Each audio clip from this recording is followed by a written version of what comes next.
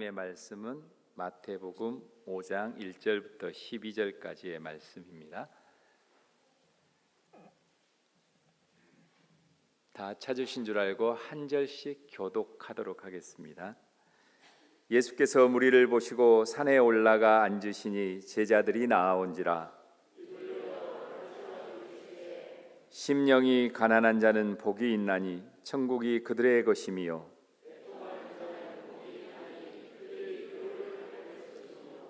온유한 자는 복이 있나니 그들이 땅을 기업으로 받을 것임이요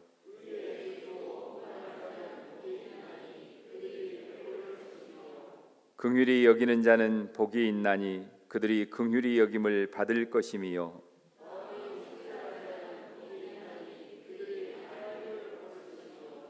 화평하게 하는 자는 복이 있나니 그들이 하나님의 아들이라 일컬음을 받을 것임이요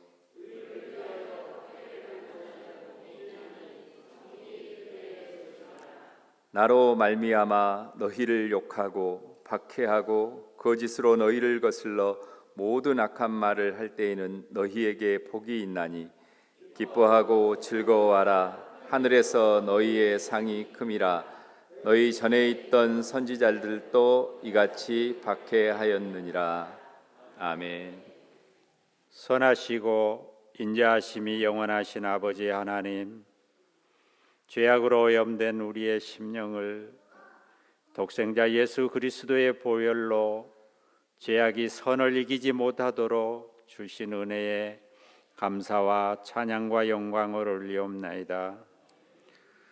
풍성한 가을, 결실의 좋은 계절을 우리에게 주셨지만 저희들은 전도의 아름다운 열매들을 주님께 드리지 못한 우리의 삶을 긍휼히 여겨 주옵소서.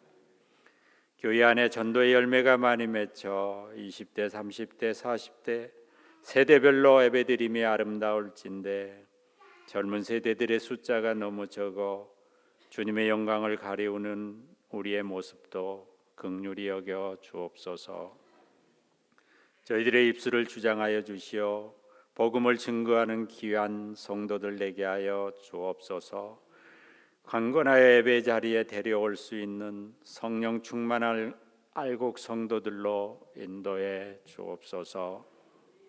우리의 믿음이 베드로의 고백처럼 주는 그리스도시요 살아계신 하나님의 아들입니다라고 고백하는 우리 성도들이 되게 하시고 귀한 믿음이 행함으로 나타나는 은혜를 주옵소서.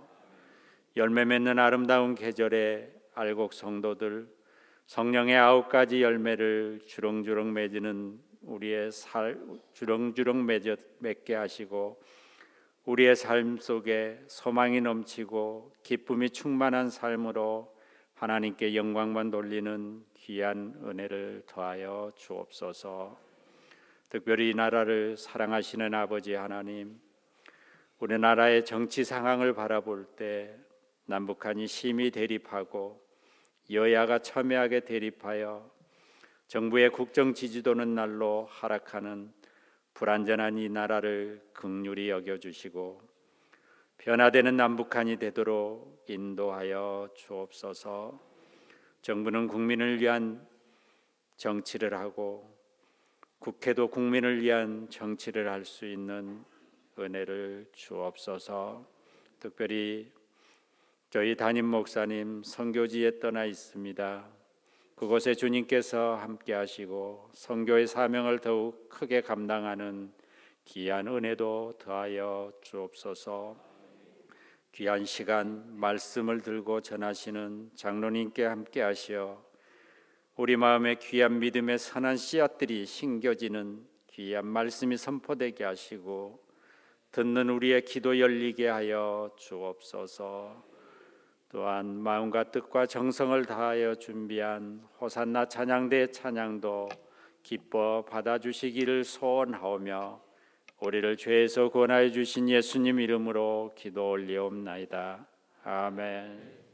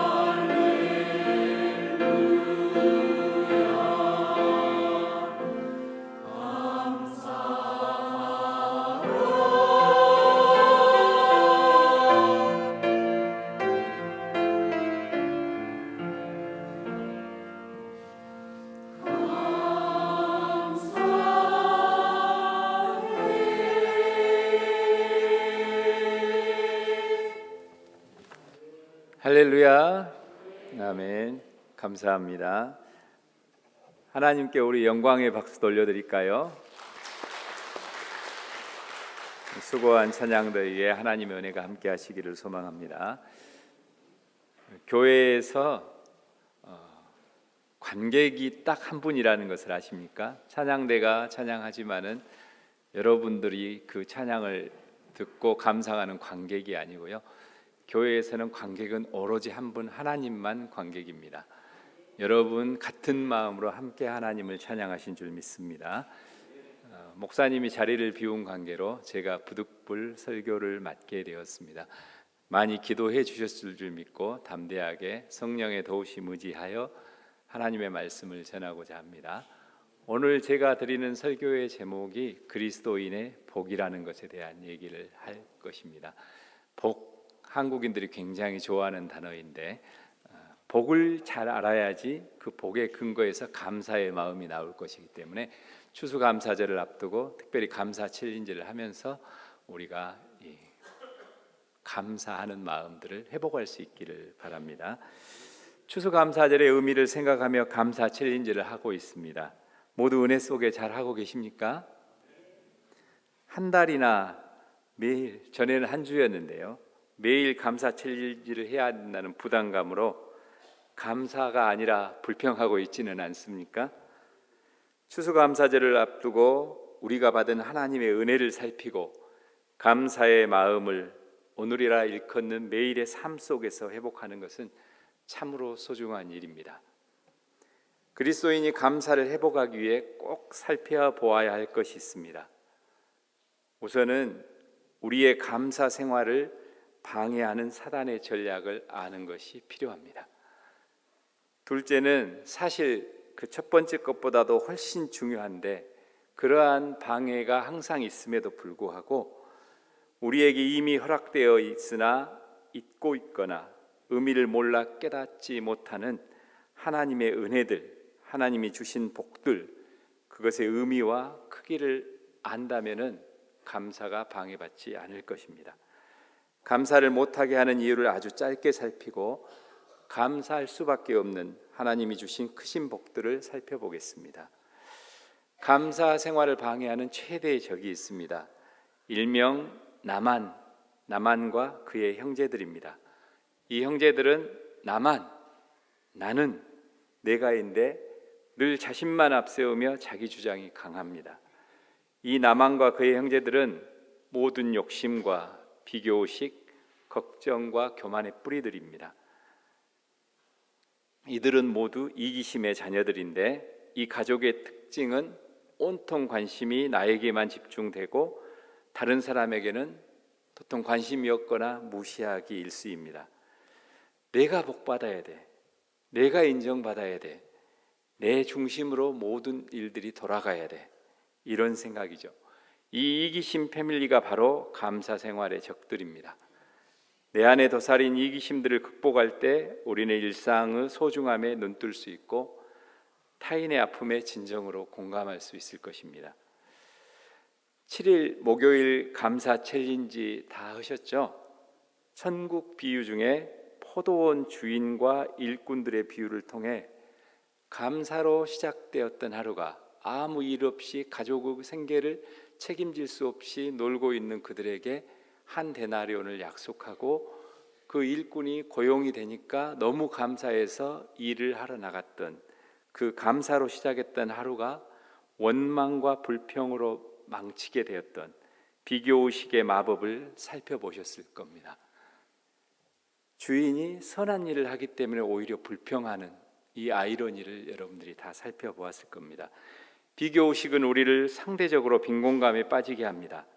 상대가 나보다 많은 재물을 가지고 있거나 더 많이 사랑을 받거나 더 좋은 학벌, 더 좋은 재능, 더 좋은 외모를 가지고 있으면 그것과 자신의 것을 비교함으로써 감사는 사라지고 불평과 불만, 불행의 늪으로 빠져들게 됩니다. 여러분 어릴 때 이솝우화 많이 들어보셨죠? 개 한 마리가 큰 고기를 얻고 감사하며 입에 물고 즐겁게 강을 건너갑니다. 강물에 비춰진 자신의 모습을 본 개는 자기가 물고 있는 고기보다 더 큰 고기 조각이 물고 있는 다른 개가 있다고 강물에 비친 자기 그림자를 보고 생각합니다. 그래서 그 다른 개의 고기를 빼앗으려고 짖어서 위협합니다. 무슨 일이 벌어집니까? 사실 강물 속의 고기는 헛것이었고 자신이 물고 있던 고기는 진짜 감사하면서 받았던 것인데 짖기 위해 입을 벌리자 강물에 빠져 떠내려가 버립니다. 우리가 자기가 가진 것의 소중한 것들을 잊고 남이 가진 것들의 크기를 보교할 때 큰 감사를 잊어버리는 큰 실수를 범한다는 겁니다. 남이 가진 것을 보며 감사를 잃지 말고 우리가 가진 것, 우리에게 이미 주어진 것의 소중함을 살피고 감사하는 삶의 회복을 기도하며 하나님이 우리에게 주신 복의 의미와 그 크기를 오늘 말씀을 통해 살펴보고자 합니다. 한국 사람은 정말 복을 좋아하는 민족입니다. 연초 되면은 다 뭐라고 인사합니까? 네, 새해부터 복 많이 받자고 서로 인사합니다. 그러면 이 복이 무엇입니까? 우리말 사전에 복이라는 단어를 이렇게 써져 있습니다. 삶에서 누리는 좋고 만족할 만한 행운 또는 거기서 얻는 행복이라고 되어 있습니다. 좋은 직장, 학벌, 명예, 부를 이루는 사람을 보면 복받았다고 이야기합니다. 여러분은 복받은 삶을 살고 계십니까? 왜 다른 사람은 다 잘 되는 것 같은데 나만 이렇게 불행한가라고 생각하지는 않습니까? 교회 다니고 그리스도인이 되면 복 많이 받고 모든 것이 잘 된다고 그래서 교회에 왔는데 나는 왜 이렇지? 우리 집은 왜 이렇지? 나는 성도가 아닌가? 그런 생각하지는 않습니까? 이런 생각을 하게 되는 가장 큰 이유는 하나님이 허락하신 그리고 매일 주시는 그리스도인이 받는 참 복과 내가 생각하는 복의 의미가 달라서 오해하기 때문입니다. 오늘 본문 말씀은 우리가 너무도 잘 알고 있는 산상수훈즉 팔복에 대한 얘기입니다. 복도 한 개도 아니고 무려 8개나 주신다니 너무 감사합니까? 그런데 이 팔복의 말씀을 들어보면 우리가 생각하는 것과 전혀 다른 복에 대한 이야기가 있지 않습니까? 팔복에 대해 생각할 때 반드시 기억할 것이 있습니다.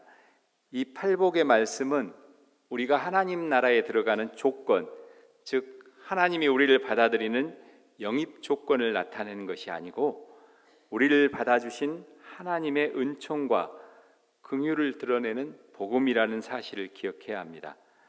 다시 말하면 이러이러한 일들을 함으로써 우리가 하나님의 나라의 백성이 되는 것이 아니라 예수 그리스도를 믿음으로 하나님의 백성이 되었기 때문에 이러한 복을 받았고 그 받은 복을 통해 하나님의 백성으로서 이와 같은 삶의 빛깔을 나타내고 살아가야 한다는 이야기입니다. 송아지가 음매해서 송아지입니까? 아니면 음매하기 때문에 송아지입니까? 아니면 송아지여서 음매하는 겁니까? 이게 바뀌면은 큰일 납니다. 존재가 있기 때문에 그러한 행동이 요구되는 것이지 이러한 행동을 하기 때문에 그 존재가 결정되는 것이 아닙니다. 음매하는 많은 여기 계신 분들도 다 할 수 있잖아요. 음매한다고 여러분이 송아지입니까? 우리가 그리스도인이기 때문에 이와 같은 복을 받았기 때문에 이러한 삶의 모양들이 나타나야 된다고 하나님이 하시는 말씀이지 네가 심령이 가난해져야 천국에 들어간다 그런 게 아니란 말입니다. 네가 애통해야 천국에 들어간다 그런 게 아니라는 말입니다. 여러분이 하나님의 자녀로 거듭난 그 복을 받았기 때문에 여러분의 심령의 상태가 지금 가난해져 있는 상태라는 겁니다. 그런 의미들을 하나씩 살펴보고자 합니다. 3절 말씀을 보겠습니다. 심령이 가난한 자는 복이 있나니 천국이 그들의 것이며. 그리스도인 우리는 첫 번째 복 또는 나타내야 할 마음의 빛깔은 가난한 심령입니다. 주님은 이 팔복 설교를 통해서 우리에게 복의 개념이 혁명적으로 바뀌어야 될 것을 말씀하십니다. 주님께서 여기 복이 있다고 말씀하시는 이 복은 헬라어 원어에는 마카리오스라는 단어로 쓰여져 있습니다. 자막에 보여주시면은 이 마카리오스라는 단어의 뜻은 이렇습니다. 하나님께서 베푸셔서 인간이 누리게 되는 은혜와 그 은혜에 힘입어 인간이 누리게 되는 외적, 내적 상태를 말합니다. 인간이 스스로 누리는 상태가 아니라 하나님의 은총에 근거한 상태를 말합니다. 즉 마카리오스는 하나님께서 그가 사랑하시는 우리 알곡 성도들을 인간에게 위로와 보상의 방편으로 일방적으로 내가 무엇을 해서 주시는 게 아니라 일방적으로 내려주시는 은혜, 그리고 그 은혜를 누리는 삶을 말합니다. 그러면 심령의 가난이 왜 복입니까? 심령이 가난한 자는 자기 죄를 인식할 줄 압니다. 다시 말하면 내가 이미 영적으로 파산한 사람이라는 것을 인식할 줄 아는 사람이라는 겁니다. 하나님 앞에 서 있기 때문입니다. 우리가 서로 상대방 앞에 서 있으면 쟤나 나나 뭐 비슷해 이렇게 생각하기 쉽죠.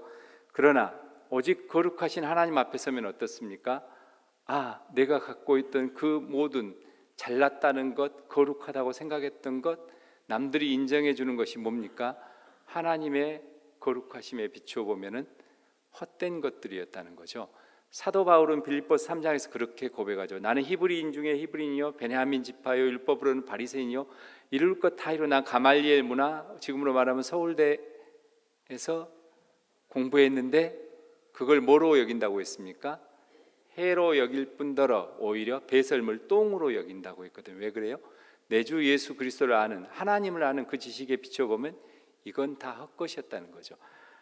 하나님 없이 이룬 것들, 이런 것들이 헛것이라는 겁니다.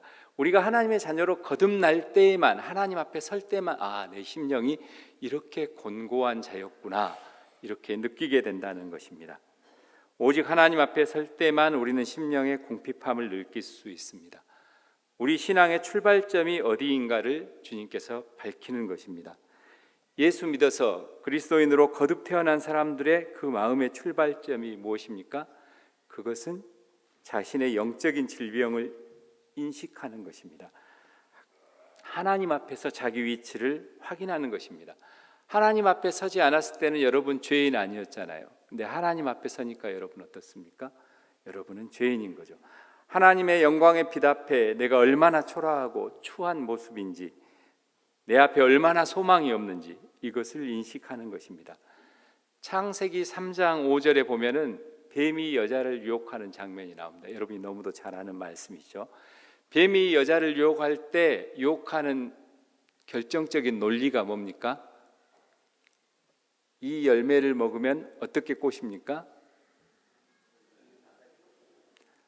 하나님과 같이 될 것이라고 꼬십니다. 이 열매를 먹으면 하나님과 같이 될 것이다. 하나님과 같이 되고 싶다는 이 마음, 이것이 죄의 본질입니다. 하나님은 누구의 도움 없이 스스로 계시는 자, 여호와라는 말의 뜻이죠. 스스로 계실 수 있는 분입니다. 너희가 하나님처럼 될 수 있다, 이 말은 너희가 하나님께 의지하고 하나님을 기대어 살지 않아도 너희 힘으로 홀로 서기를 할 수 있다. 그 길이 저 선악과를 따먹는 데 있다고 속였던 겁니다. 그러니까 우리에게 있어서 죄의 본질이 뭐냐면은 하나님으로부터 독립선언하는 것입니다. 하나님이 무슨 필요 있나? 하나님 없이도 나 정도의 IQ로, 나 정도의 재능이면 이 땅을 얼마든지 멋지게 살 수 있어. 그러한 생각들, 이것이 죄의 본질입니다. 그리고 이러한 마음의 상태가 심령의 부유함입니다. 심령이 가난하다는 뜻은 그럼 무슨 뜻입니까? 그것은 우리 마음속에 주권의식이 분명하다는 겁니다. 내 삶이 주인이 누구냐? 도대체 나의 생명을 이곳에 부르시고 내 삶을 지금까지 끌어오시고 나에게 어떤 꿈을 주시고 내 인생을 통해서 무언가를 이루어 가시는 그 주권자가 누구냐? 나인가? 아니면 하나님이신가? 이것에 대한 분명한 고백이 있는 사람, 그 사람이 하나님 나라의 백성이라는 것입니다. 우리의 주권을 하나님 권세 앞에 포기하려고 하는 사람, 그 하나님의 뜻을 살피고 그 뜻 앞에 무릎을 꿇어서 아무리 어렵고 힘들어도 주님의 뜻이 머무르는 그 길을 올곧게 달려가고, 그럼으로써 내 삶 속에, 우리의 공동체 속에 하나님의 통치가 뚜렷이 나타나도록 하기 위해서는 우리의 마음이 비어 있어야 된다는 겁니다. 그렇기 때문에 심령이 가난한 자에만이 하나님께서 하나님의 나라를 준다고 했는데, 하나님의 나라가 뭡니까? 하나님의 통치가 임할 수 있다는 겁니다. 하나님의 나라는 하나님의 통치의 개념이죠. 그렇기 때문에 하나님의 통치가 임하는 곳, 그곳이 하나님 나라가 아닙니까? 그 가난한 심령을 가진 여러분 삶 속에 하나님의 통치가 임할 수 있으니 가난한 심령이 복받은 것이라는 겁니다. 여러분의 생각과 재능으로 열심히 이 어두운 세대를 헤쳐나오면서 나름대로 삶의 열매를 거두었다고 자부하고 있지 않습니까? 그리고 그런 결과물이 있었기 때문에 앞으로도 얼마든지 그렇게 살 수 있다고 생각하지 않습니까? 만일 그렇다면 그 사람은 심령이 가난한 사람이 아닙니다. 그런 사람들의 삶 속에 하나님의 통치는 결코 나타날 수 없습니다. 혹 그런 삶의 영역이 있다면 지금 회개하십시오. 하나님 앞에 드려지지 못한 내 삶의 영역을 다시 한번 살펴보시고 그것이 하나님 앞으로 드려질 수 있도록, 나의 심령의 가난함을 회복할 수 있도록 하나님 앞에서 복받는 삶을 사시기 바랍니다. 4절 말씀을 보시겠습니다. 애통하는 자는 복이 있나니 그들이 위로를 받을 것이며, 그리스도인이 복받은 마음의 상태 또는 빛깔의 그 두 번째 스펙트럼은 애통함입니다. 애통이라는 것이 무엇입니까? 자기와 이웃의 죄에 대해 아픔을 갖는 것입니다. 다시 말하면 죄에 대한 두려움과 슬픔을 가지는 것입니다. 죄 때문에 자신의 결백과 의와 자존감이 상실되었다는 그 슬픔 때문에 가슴 아파하는 것입니다. 다시 말하면 회개의 아픔이 우리 가슴 속에 있어야 한다는 것입니다. 하나님이 주신 말씀대로 순종하며 살고자 할 때 우리에겐 죄의 유혹이 끊임없이 들어옵니다. 그 죄의 유혹과 권세 앞에 이겨낼 때도 있지만 굴복해버리고 나면 우리 앞에 끊임없는 슬픔이 밀려옵니다. 하나님과 관계없을 때는 그런 슬픔 안 왔을 거예요. 하나님과 관계되었을 때 잘할 수 있었는데, 내가 죄의 권세 앞에 무릎 꿇지 말았어야 하는데, 그때 이겼어야 하는데, 좀 더 참고 견뎠어야 하는데, 내가 이 죄의 권세 앞에 무릎 꿇음으로 하늘 백성의 자존심에 상처를 입었구나, 우리 하나님 가슴에 대못질을 했구나. 이 아픔, 이것이 애통함입니다. 그리스도인들이 신앙 고백을 지키기 위해서 당하는 아픔이 바로 애통함입니다. 이런 애통함이 있는 사람에게 하나님께서 무엇을 약속하셨습니까? 위로를 약속하셨습니다. 위로라는 말은 곁으로 부른다, 곁으로 와 주신다는 뜻을 가지고 있습니다. 함께 계시고 보호하시고 인도하신다는 뜻입니다. 내가 슬픔을 당했을 때 누군가 이야기를 듣고 저 멀리서 전화 한 통 하면은 그것도 위로가 되죠. 그러나 아무 말도 없이 그냥 내 옆에 와서 가만히 손잡고 앉아 있으면은 천마디 말보다도 더 큰 위로를 우리가 받습니다. 곁으로 와주신다는 말은 여러분이 신앙 지키기 위해서 신앙의 길을 가다가 잘못했을 때, 죄에 쓰러졌을 때 회개하는 그 아픔을 볼 때 하나님은 여러분 바로 옆자리에서 여러분의 손을 잡고 여러분과 함께 해주시고 위로해 주신다는 말입니다. 하늘나라의 거룩한 문을 지키기 위해서 애통하는 사람, 그 아픔 때문에 밤잠을 이루지 못하는 사람, 그 사람들은 하나님께서 그 곁에 오셔서 그들과 함께 하시고 그들을 보호하시고 그들을 인도해 주실 것을 약속합니다. 그런데 이 애통은 나의 문제로만 국한돼서는 안 됩니다. 시편 119편 136절 말씀 보시면은 그들이 주의 법을 지키지 아니하므로 내 눈물이 시냇물같이 흐르나이다. 내가 아니라 나의 옆에 있는 형제들, 세상에 있는 사람들이 주님의 법을 모르고 그것을 지키지 아니하니 내 마음이 아파할 수 있는 것이 여러분 마음 가운데 있어야 됩니다. 고린도후서 11장 29절, 누가 약하면 내가 약하지 아니하며 누가 실족하게 되면 내가 애타지 아니하더냐. 바울이 고린도 교회를 보면서 안타까워했던 마음을 드러낸 말입니다. 여러분의 문제만 보지 마시고 세상의 문제에 대해서, 이웃의 문제에 대해서, 교회의 문제에 대해서 아파하고 젖은 눈을 가지고 하나님 앞에 서십시오. 사랑하는 성도 여러분, 여러분 안에 죄에 대한 아픔이 있습니까? 나 개인의 문제를 넘어서서 우리들의 이웃과 이 땅의 교회와 이 시대와 이 지구의 어두움과 아픔 때문에 애통하는 마음이 있습니까? 팔레스타인 사람 때문에 울어보셨습니까? 애통함이 무엇입니까? 따라해 보십시오. 젖은 눈. 혹시 우리 눈이 후천성 안구 건조증에 걸려 있지는 않습니까? 예수님은 예루살렘을 내려다보면서 흐느껴 울었습니다. 예루살렘아, 예루살렘아, 암탉이 병아리를 품으려 하는 것처럼 내가 너희를 품으려 했던 것이 몇 번이냐. 이 어두운 대한민국을 끌어안고 울어보았습니까? 이 역사의 어두움 때문에 우리 안에 눈물이 있습니까? 눈물을 흘리기는 흘리되 오로지 내 문제만 놓고 울고 있지는 않습니까? 우리 모두가 젖은 눈을 가질 수 있기를 바랍니다. 그럴 때 하나님께서 반드시 위로해 주실 것입니다. 5절을 보십시오. 온유한 자는 복이 있나니 그들이 땅을 기업으로 받을 것이며. 그리스도인이 복받은 마음의 상태, 그 빛깔의 세 번째 스펙트럼은 온유함입니다. 간단히 말하면 부드러운 마음입니다. 노하기를 더디하는 겁니다. 절제할 줄 아는 겁니다.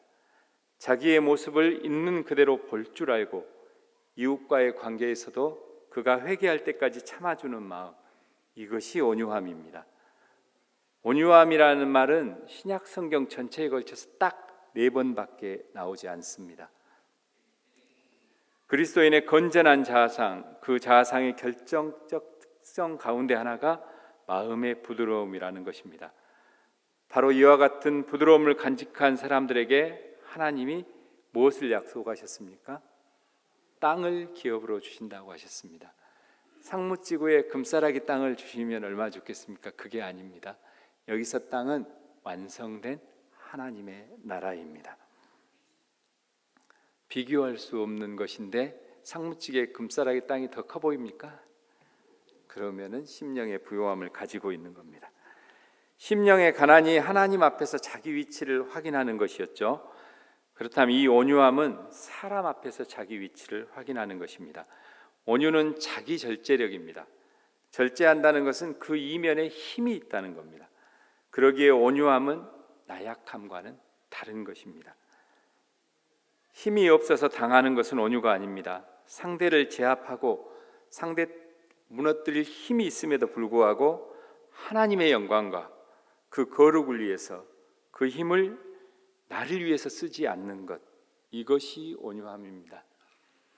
제 친구 중에 태권도 4단, 합기도 4단, 유도 3단, 합치면 몇 단입니까?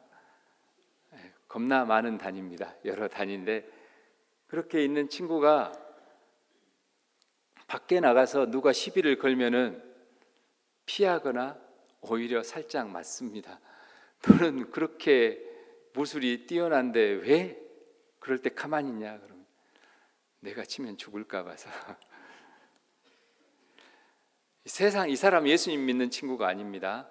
세상 사람도 힘을 쓰는 시기를 압니다. 그렇다면 하늘 백성들은 더더욱 하나님이 우리에게 주신 힘을 어느 때 어떠한 방식으로 써야 될지 알아야 되지 않겠습니까? 내게 잘못한 누군가가 있는데 내가 그를 징계한다고 누가 뭐라 할 수 없는데 그 자리에서 그냥 내뱉고 그를 징계하면은 그 관계가 어떻게 됩니까? 다 깨지죠. 그럴 때 참을 줄 아는 거 쉬운 일 아닙니다. 마태복음 26장 53절에 보면은 예수님을 잡으러 군사들이 왔을 때 베드로가 칼을 빼서 누구 말고의 귀를 쳤던 장면이 나옵니다. 그때 예수님이 하신 말씀이 나옵니다.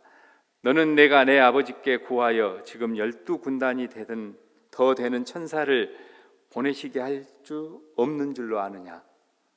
예수님이 거기서 12군단이나 더 되는 천사들이 와서 그 병사들, 잡으러 온 병사들 제압했으면 하나님의 뜻이 이루어졌겠습니까? 예수님은 충분한 힘이 있음에도 불구하고 하나님의 뜻을 위해, 하나님의 나라를 위해, 여러분을 위해 그 힘을 지저분하게 쓰지 않으셨습니다. 바로 그것이 온유함이고 이와 같은 마음의 태도를 가지고 있는 사람들, 이 사람들에게 하나님이 궁극적으로 하나님의 나라를 주실 것입니다. 6절을 보십시오. 의에 줄이고 목마른 자는 복이 있나니 그들이 배부를 것이며, 복받은 그리스도인의 마음의 한 가지 빛깔은 의에 대한 갈증입니다. 의로움에 굶주려 있다는 것입니다. 이 시대에 의로움이 없다는 사실을 깨달은 사람만이 굶주림을 느낄 수 있습니다. 로마서 3장 10절 기록된 바 의인은 없나니 하나도 없으며, 이 세상에 하나님께 용납될 만큼 의로운 사람은 한 명도 없다는 거죠. 로마서 3장 21절 이제는 율법에 하나님의 한 의가 나타났으니 율법과 선지자들에게 증거를 받은 것이라. 의가 몇 개 나타났다고 합니까? 하나라고 하죠. 그 의가 누굽니까? 예수님. 그게 하나님의 것이라는 거죠. 22절 곧 예수 그리스도를 믿음으로 말미암아 모든 자에게 미치는 하나님의 의인이 차별이 없느니라. 바로 이 의, 하나님께서 만드신 단 하나의 의, 이게 누구입니까? 예수님이라는 것이죠. 우리는 의로움이 없지만은 예수 그리스도를 믿는 그 믿음으로 우리가 의롭다함을 칭하게 받는다는 것이죠. 자기의 심령이 가난한 사람, 뭐가 하나님 앞에 서면 가장 부족합니까? 이 의로움이 없는 겁니다. 세상에는 의로움이 없습니다. 그럼 무엇을 찾게 되겠습니까? 이 의로움을 채울 때만이 채워지는 그 갈망함을 갖게 되는 겁니다. 그렇기 때문에 심령이 부요한 사람은 절대 채워질 수 없는 것이고요. 의에 대해서 줄이고 목마른 자는 의를 찾게 되고 예수님을 찾고 닮아서 그곳에 이루어지고자 하기 때문에, 그래서 복받은 존재라는 겁니다. 우리가 의를 선물로 받는 길 외에는 의로워질 방법은 없습니다. 의와 관련해서 가져야 될 세 가지 욕구가 있는데, 첫째는 의를 행하고자 하는, 의인이 되고자 하는 욕구가 있어야겠죠. 그리고 그 의를 행하고자 하는 욕구가 있어야겠죠. 이 세상에 의로움이 없으니까 의가 행해지는 세상을 보고 그 세상에서 살고 하는, 싶어하는 그런 욕구가 우리 안에 있어야 합니다. 이런 의에 대한 굶주림과 목마름이 있는 자에게 하나님의 의로 채워지는 복이 있을 것입니다. 긍휼히 여기는 자의 복, 마음이 청결한 자의 복, 화평케 하는 자의 복은 시간 관계로 넘어가겠습니다. 그리스도의 복 마지막은 고난입니다. 우리는 고난에 대한 다른 관점을 가져야 됩니다. 10절부터 12절 말씀을 봅니다. 의를 위하여 박해를 받는 자는 복이 있나니 천국이 그들의 것임이라. 나로 말미암아 너희를 욕하고 박해하고 거짓으로 너희를 거슬러 모든 악한 말을 할 때에는 너희에게 복이 있나니 기뻐하고 즐거워하라. 너희 전에 있던 선지자들도 이같이 박해하였느니라. 그리스도인이십니까? 그렇다면 우리는 고난에 대해서 다른 관점을 가져야 합니다. 의를 위해서, 유일한 의이신 예수를 위해서 받는 고난을, 삶을 사는 자가 복되다고 합니다. 그리고 의로움 되신 예수님이 그리스도인의 궁극적인 비전이어야 된다는 것을 말씀하시는 겁니다. 마태복음 6장 33절에도 같은 얘기를 합니다. 너희는 먼저 그의 나라와 그의 의를 구하라. 그렇게 할 때 하나님의 나라가 완성되고 하나님의 뜻이 완전히 성취될 수 있습니다. 이 세상은 불의합니다. 불의한 사람들의 지저분한 욕망이 지배하는 세상입니다. 이 상황에서 의의가 없습니다. 이런 세상에서 의를 사모하며 참된 평화를 정착시키기 위해 몸부림치는 사람들에게 필연적으로 다가오는 선물이 있는데, 그것이 바로 핍박이요 고난이라는 것입니다. 그때 어떻게 하라고요? 기뻐하라는 겁니다. 그 핍박이야말로 하나님을 향한 충성을 확인하는 결정적인 기회가 되기 때문입니다. 의를 위하여 예수를 위하여 핍박을 받는 자에게 복이 있다는 이 말씀은 하나님의 통치는 우리가 환난과 핍박을 당하는 그때에 더 뚜렷하게 나타난다는 뜻입니다. 이 세상은 여전히 악의 권세가 판을 치고 있기 때문에 하나님과 거스릴 수밖에 없기 때문에 그 뜻에서 살아가는 우리는 그들과의 싸움 가운데 있을 수밖에 없기 때문에 우리에게 필연적으로 오는 것이 고난이기 때문에 그것을 감사하고 기뻐해야 된다는 겁니다. 그래서 한결같이 성숙한 그리스도인들의 결정적인 표지가 성경에는 환난과 핍박이요 그것을 감당하는 기뻐하는 그리스도인들에 대한 이야기로 가득 차 있습니다. 그런데 고난 받는 자에게 의해 핍박 받는 자에게 천국이 그들의 것이라고 하는 말이 무슨 뜻입니까? 우리가 고난을 받아도 천국을 뺏어가지는 못한다는 것입니다. 이보다도 더 놀라운 약속이 있습니까? 의를 위해 하나님 나라를 위해 핍박받는 것을 복으로 생각하고 자신을 드리고 선지자 반열에 들어가 복을 받은 한 선교사의 마지막 편지를 읽어보고 우리의 삶을 돌아보고자 합니다. 잠깐 한 4분 정도 영상을 보시겠습니다. 조금 길어지는 것을 죄송스럽게 생각합니다. 여자 성경 전문학교를 졸업한 한 여자가 있었습니다. 그녀는 극동아시아의 작은 나라 조선에 선교사로 헌신하기로 결단합니다. 그녀의 이름은 루비 캔드릭 선교사입니다. 그녀의 부모님은 그녀가 조선의 선교사로 가는 것을 극구 반대합니다. 사랑하는 딸의 손을 붙잡고 눈물을 흘리며 애원을 합니다. 얘야, 조선에 가면 선교사들을 죽인다고 하는데 사랑하는 내 딸아, 너를 어떻게 키웠는데 내가 조선에 선교사로 가서 죽으면 엄마 아빠는 어떻게 살겠니? 선교사로 가더라도 다른 나라로 가면 안 되겠니? 그러나 그녀는 어머니, 아버지의 반대와 애원을 뿌리치고 1907년 그토록 갈망했던 조선 땅을 밟습니다. 그리고 부지런히 한국어를 배우며 어린이 전도를 했습니다. 그런데 한국에 온 지 8개월 만에 급성 맹장염으로 쓰러지고 맙니다. 급히 수술을 받았지만 25세라고 하는 젊은 나이에 그녀 역시 눈을 감고 맙니다. 루비 캔드릭 선교사는 죽어가는 순간에도 자기를 파송하고 후원해준 텍사스의 에미 기독교 청년에 편지를 합니다. 자기가 죽더라도 자기를 대신해 텍사스의 청년들이 10명, 20명, 50명씩 조선의 선교사를 오도록 말입니다. 그녀의 이 간절한 소원은 죽음 이후 20명의 텍사스 청년들이 조선의 선교사를 오는 결단의 역사가 나타납니다. 루비 캔드릭 선교사는 하나님의 품으로 갈 것을 직감한 순간 부모님께 마지막 편지를 보냈습니다. 아버지, 어머니, 이곳 조선 땅에 오기 전 집들에 심었던 꽃들이 활짝 피어났다는 소식을 들었을 때 하루 종일 집 생각만 했습니다. 이곳은 참 아름다운 곳입니다. 모두들 하나님을 닮은 사람들 같습니다. 선한 마음과 복음에 대한 열정으로 보아 아마 몇십 년이 지나면 이곳은 주님의 사랑이 넘치는 곳이 될 것 같습니다. 저는 복음을 듣기 위해 20km를 맨발로 걸어오는 어린아이들을 보았을 때 그들 안에 계신 하나님의 사랑 때문에 오히려 위로를 받습니다. 그러나 한편에서는 탄압이 점점 심해지고 있습니다. 그저께는 주님을 영접한 지 일주일도 안 된 서너 명이 끌려가 순교했고 토마스 선교사와 제일스 선교사도 순교했다고 합니다. 선교 본부에서는 철수하라고 지시했지만 대부분의 선교사들은 그들이 전도한 조선인들과 아직도 숨어서 예배를 드리고 있습니다. 그들은 모두가 순교할 작정인가 봅니다. 아버지, 어머니, 오늘 밤은 유난히도 고향으로 돌아가고 싶습니다. 외국인을 죽이고 기독교를 증오한다는 소문 때문에 부두에서 저를 끝까지 말리셨던 어머니 얼굴이 자꾸 제 눈앞에 아른거립니다. 아버지, 어머니, 어쩌면 이 편지가 마지막일 수도 있습니다.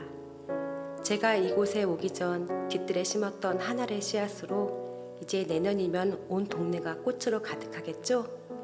그리고 또 다른 씨앗을 만들어내겠죠? 제가 이곳에서 작은 씨앗이 되어 이 땅에 묻히게 되었을 때 아마 하나님의 시간이 되면 이 땅에는 많은 꽃들이 피고 그들도 여러 나라에서 씨앗이 될 것입니다. 저는 이 땅에 저의 심장을 묻겠습니다. 이것은 조선에 대한 제 열정이 아니라 조선을 향한 하나님의 열정이라는 것을 알게 되었습니다. 어머니, 아버지, 사랑합니다. 이 마지막 편지를 보내고 그녀는 하나님 품으로 갑니다. 결국 그녀는 25세의 나이로 마포 양화진에 묻혔습니다. 그리고 그녀의 묘비에는 만일 내게 천개의 생명이 있다면 그 모두를 조선에 바치리라 고 쓰여져 있습니다. 그녀의 영혼이 저 천국에 이르렀을 때 천군 천사들이 두 팔을 벌리고 환영하는 고귀하고 찬란한 아름다운 순간입니다. 우리가 받은 복을 한번 살펴보십시오. 심령이 가난한 복을 여러분은 가지고 있습니다. 애통하는 복, 그걸로 인한 하나님의 위로가 여러분 앞에 있습니다. 온유함의 복 여러분이 다 가지고 있는데 그것을 잊어버리지는 않습니까? 의에 줄이고 목마르고 있습니까? 긍휼히 여기는 마음이 있습니까? 우리가 고난을 받고 그것을 기뻐하고 그런 마음이 있습니까? 고난이 우리를 힘들게 할지라도 우리에게 하나님의 나라를 빼앗아갈 수는 없습니다. 세상 모든 풍파가 우리를 흔들고 감사가 사라질 때 받은 복을 한번 세어보십시오. 우리 그리스도인은 세상이 줄 수 없는 오직 하나님만이 주시는, 그러기에 세상이 결코 빼앗아갈 수도 없는 이렇게 많은 복을 받은 존재입니다. 이 그리스도인의 복을 온전히 깨닫고 그 복된 삶을 온전히 누리며 그 복을 주신 하나님께 늘 감사하며 하나님의 나라와 의를 구하며 사는 알곡 성도들이 되시기를 주님의 이름으로 부탁합니다. 기도하겠습니다. 사랑의 하나님, 감사합니다. 우리에게 주신 그 많은 복들을 이 시간 생각하며 하나님께 감사를 회복하기를 원합니다.